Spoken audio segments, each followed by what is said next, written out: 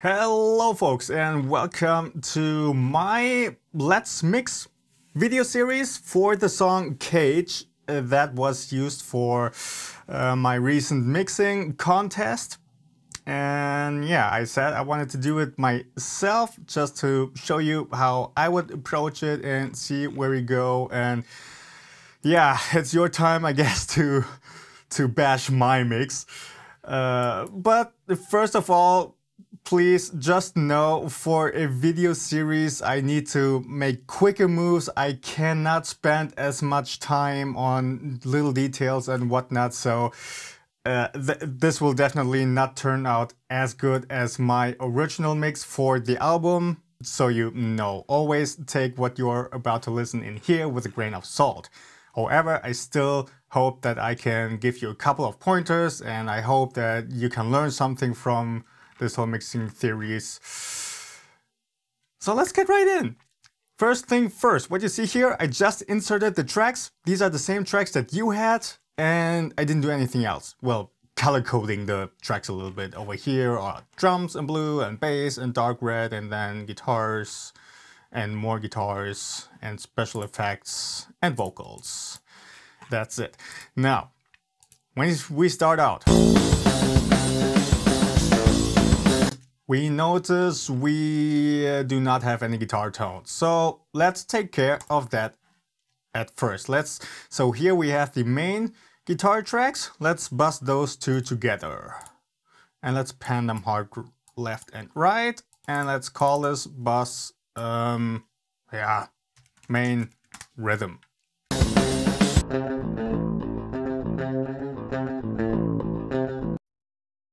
Okay, and now, well, we need to have some basic tones so we can get started. I already know for this whole series I'm going to use the new Mercuriall SS-11X. While we're in here, why don't we give this a little shootout? Let's turn this to stereo. Okay, so right off the bat, it's a clean tone. Let's turn on some stuff here. When we click the clean drive, we switch to a driven channel.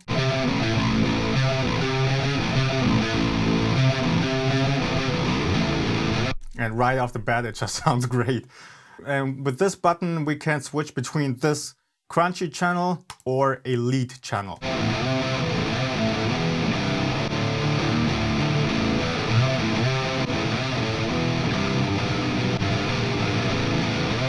And you notice the distortion characteristic is quite different between the two. And then in here we have some kind of contour switches when we stick with the crunch channel. And then here we have crunch, T-shift, this one. And then we have the same for the lead channel, it's this one. And here we also have a bright button for the crunch that just adds more brightness before the distortion, I suppose.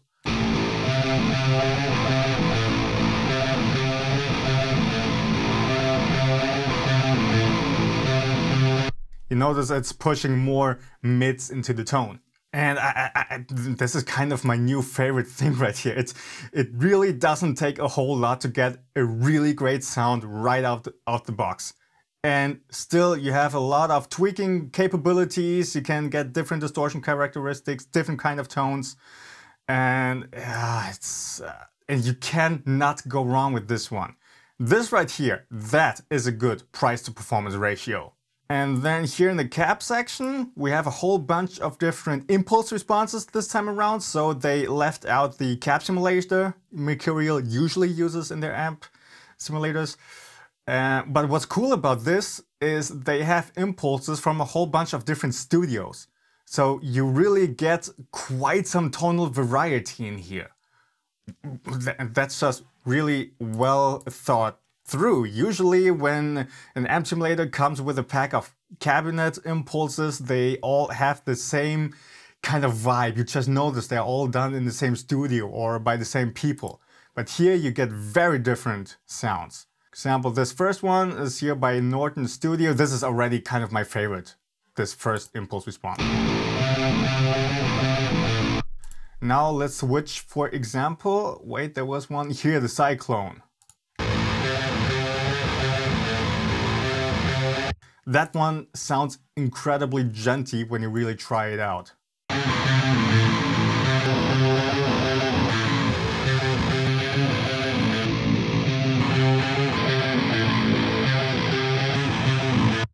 But yeah, for starters, I'm just gonna stick with this very first impulse response here. And I'm pretty much just gonna leave the tone at that. But you know what? Actually, a little something. I really like the SD1, and then boost the tone.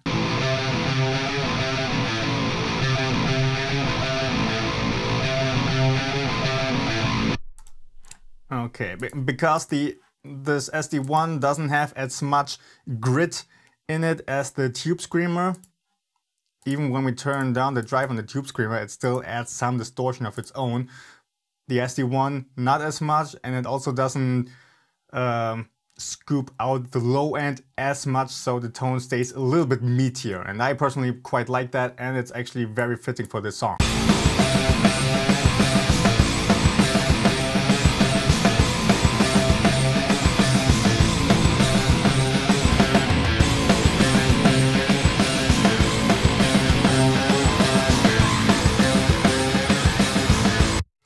You know what, let me turn down here the master fader just to make sure we're not clipping and the signal's not getting too loud for you.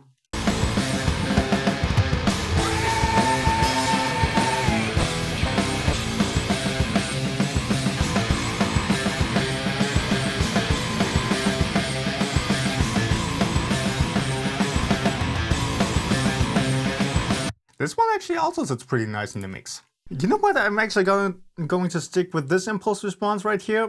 It kind of sits in the mix a little bit better. Although I really do like jamming with the first impulse response, this one kind of, yeah, it doesn't have as much of that fizzy top end, and the mid-range just seems to fit right in. So let's just keep it at that. Noise gate. Do we need a noise gate? Yes, we do need a noise gate. There's some choppiness down here.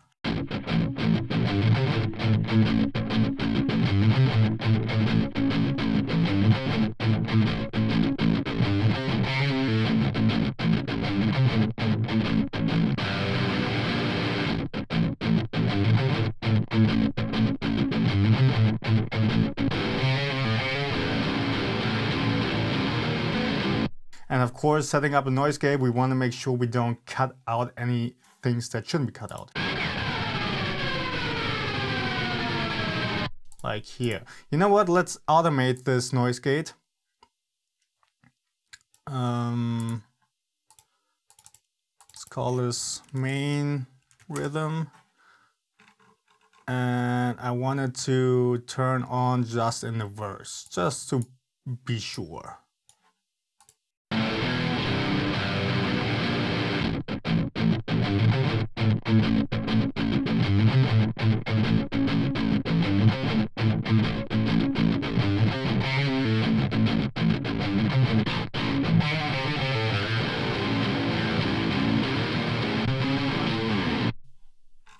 Okay, back here we don't need a noise gate. I edited the tracks to, yeah, I edited them properly.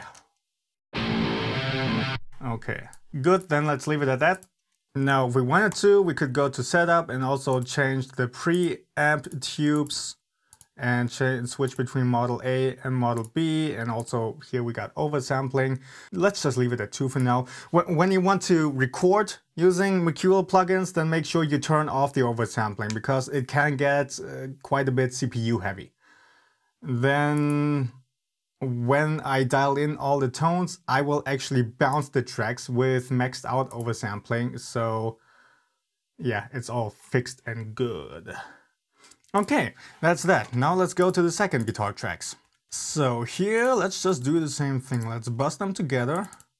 Call them, wait, rhythm double. No, what? Let's rename this to, oh, come on. Rhythm main, like this. Also pan these hard. and put this one over here. Let's just copy the track. Let's be blunt like this. So first of all, let's turn this off.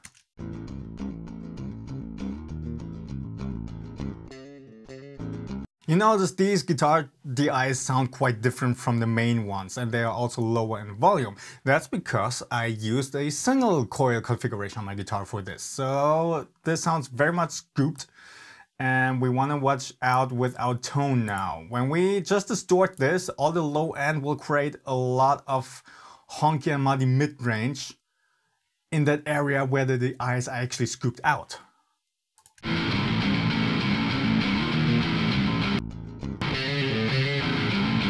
And these are also pretty bright. That's just the nature of single coil, so we may want to take down the tone a notch. Or even switch to a different pedal. Let's try the TSC 808.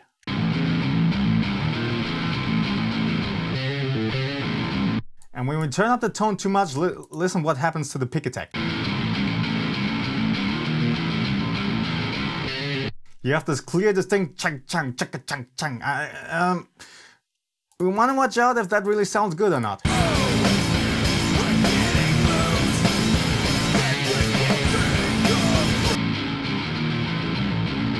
Let's turn it down a notch.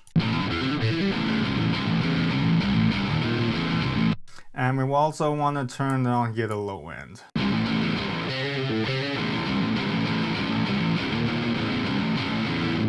Okay, let's keep it at that one.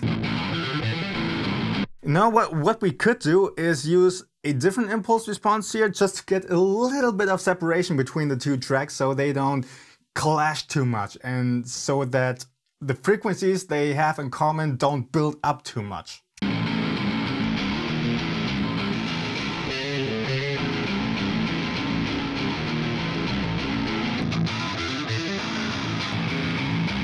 At the same time, I also don't want them to be too different, so they sound completely separated.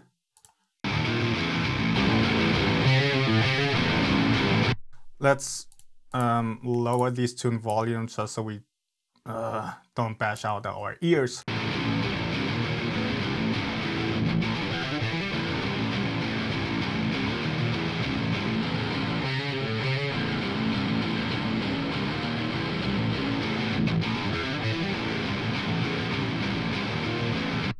See, with little things like these, you really enrich the tone instead of creating more problems for yourself.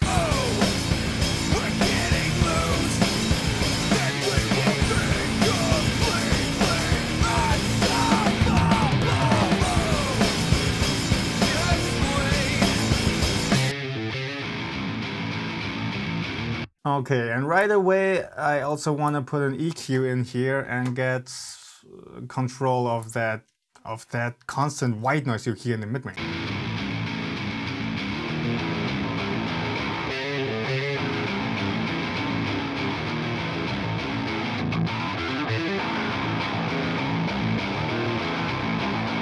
See, it's this mid-range here around 700 Hz. That's building up too much.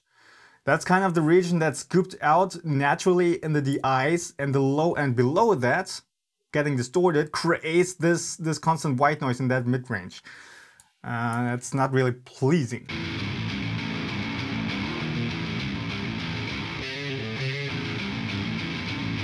Okay, that should already do it. But we will get into some more details on how these tracks work together sometime later. Right now, let's just get some basic tones down. So now we have these guitar tracks. Let's bust these two together as well. Let's call them rhythm.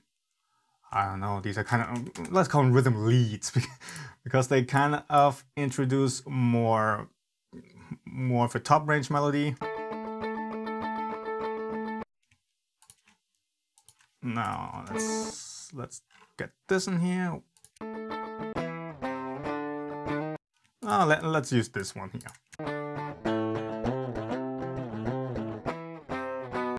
Let's just copy this track, this tone for starters.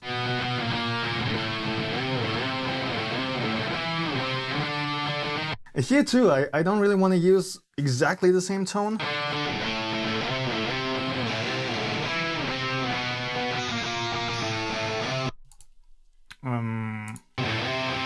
No, what? Hang on. Okay, yeah, you see here, the second pair of double tracks do not play at the same time of the first pair of double tracks. So what I'm gonna do is I'm gonna use the same tone for both of these.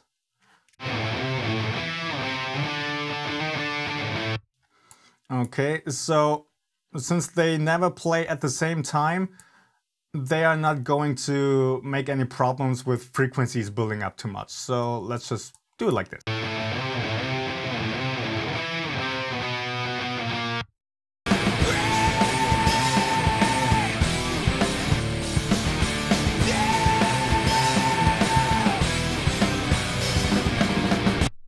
Okay.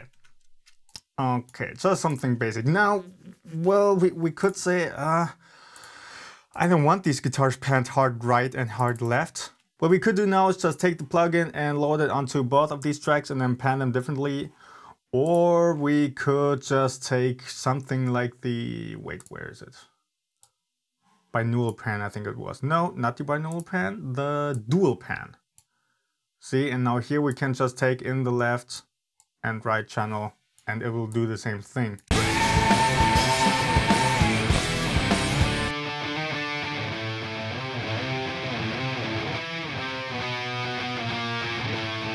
For now, let's do it like this. This is a little bit of a dirtier approach.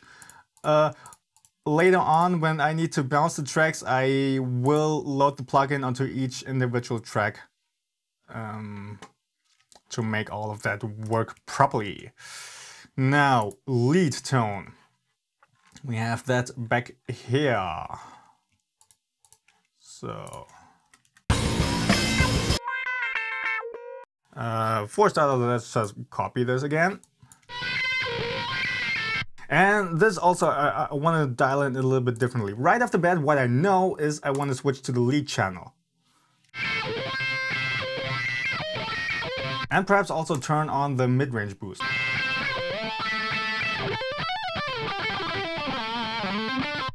And perhaps also try the TSE 808.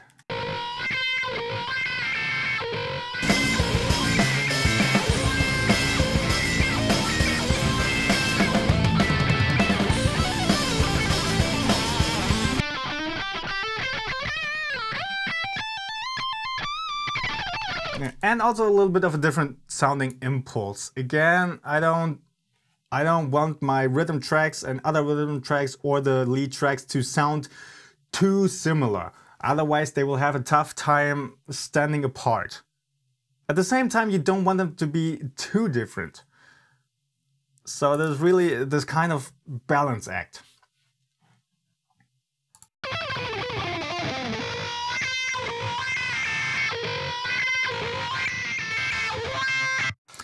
Let's stick to this one, the version 5 back here. So my rhythm tracks, I have impulse number 4, and on the lead, impulse number 5. You know what? Let me also try out the other one.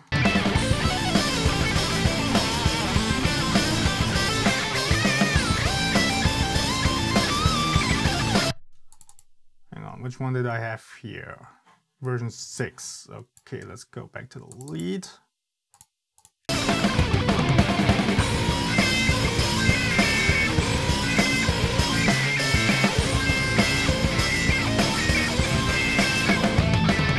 Okay, I think with this other impulse, the solo stands out a little bit more in the mid-range.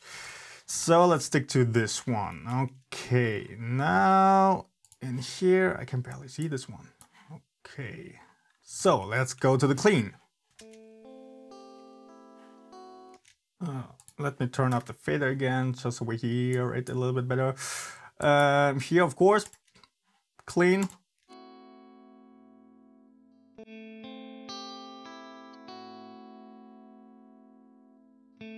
Now, with the impulse response, we really need to just cycle through and see what sounds best.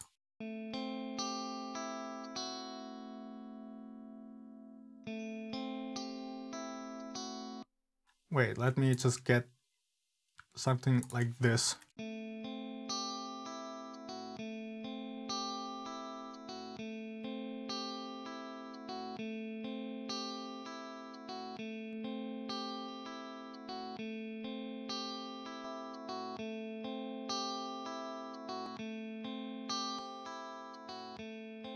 Okay, for clean, a lot of these sound very similar. It's really when you get a lot of distortion that you notice a lot of different nuances. But from these I could tell I kind of like the cloudless here. Sounds nice and smooth. So let's stick with that.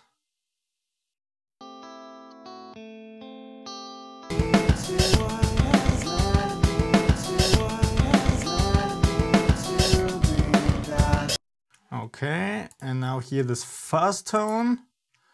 For starters, let's just take our general rhythm tone. Now for the original, I used a fuzz pedal from TH3. So let's do the same here. Let's take TH3 and let's put it in front of the SS-11. Then where's fuzz? Fuzz, fuzz, fuzz. There's fuzz. Here, the tune fox. Up, down, up, up.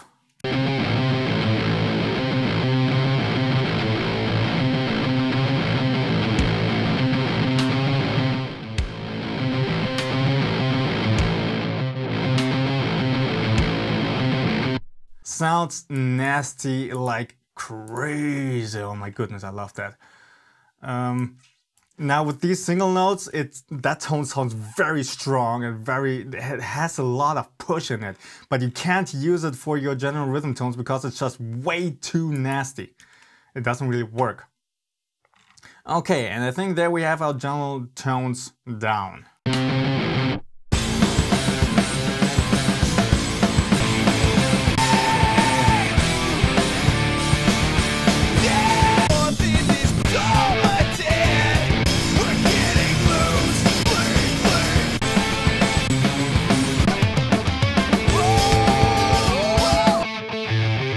Yeah, here, this I still need to check out. Almost forgot about it.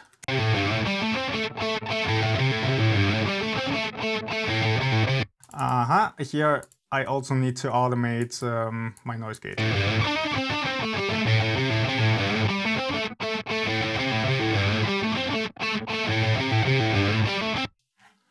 So let's get that in here, put it there, and call this, what did I call those? Rhythm leads. Rhythm lead. Okay, so here it needs to be turned on.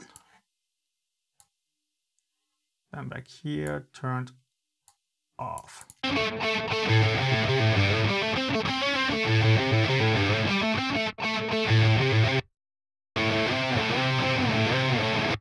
Okay, and then also turn it on for...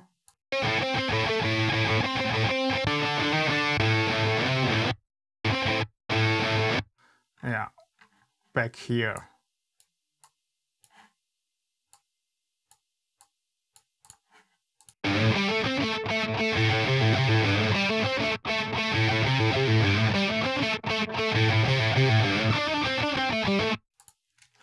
Okay, good, good.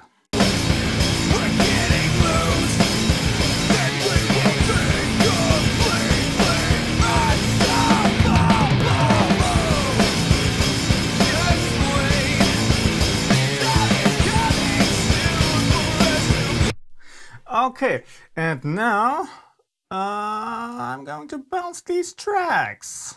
Okay, just finished bouncing the tracks, and you can see I just took out the eyes. They are still here in the project, but I muted them and make them invisible so they don't get in my way.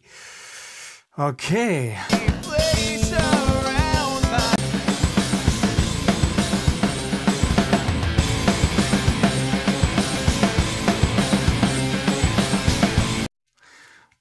Alrighty, and so now I can also pan these tracks a little bit differently, however I want, blah blah blah. Now last thing I want to do, you know what, I'm going to select all of these guitar tracks, then I'm going to detect silence at minus 80 dB, should be fine, and just do it.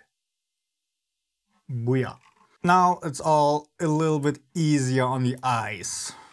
Okay, that's it for this first video, just getting the guitar tones down and showing you the new Mercuriall amp simulator. I think it's fantastic.